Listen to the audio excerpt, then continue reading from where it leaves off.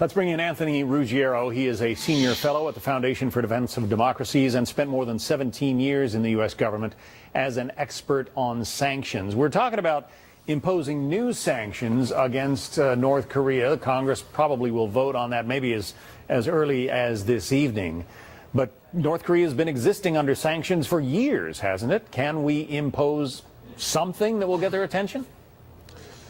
Well, they have had sanctions imposed on them for years, but they're clearly not working because they're not well enforced. The Chinese do not enforce North Korea sanctions to the level they need to. North Korea still has access to the international financial community. I think it would surprise people to learn that there was a network exposed, a network inside China that was exposed doing U.S. dollar transactions for North Korea for 6 years. And North Korea is not the most sanctioned country in the world. So those are some of the common myths that we hear about North Korea sanctions. It's nowhere near where we were on Iran sanctions before 2013. So if you were advising the president or the Congress as to what kind of sanctions would be effective, what would you institute? Well, we have to go after China. I mean, it's clear that the Chinese companies and Chinese banks are complicit in North Korea's sanctions evasion. There are networks inside China that are working with North Korea. North Korea is still sending coal to China. They're still buying coal.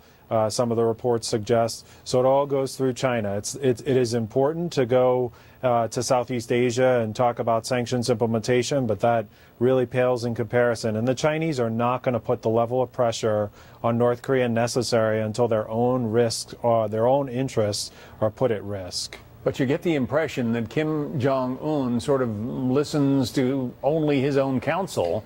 He wants nuclear weapons. He has nuclear weapons because it will ensure the survival of his regime. Can sanctions do anything to dissuade him?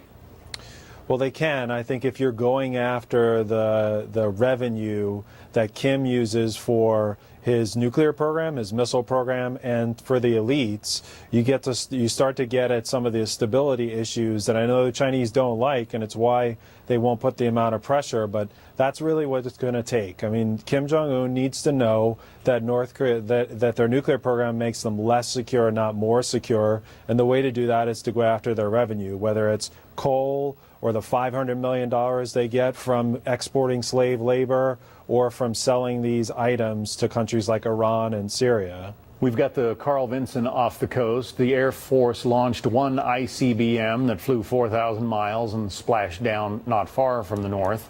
We're going to launch another one in a couple of days. Is that likely to get Kim Jong-un's attention, do you think?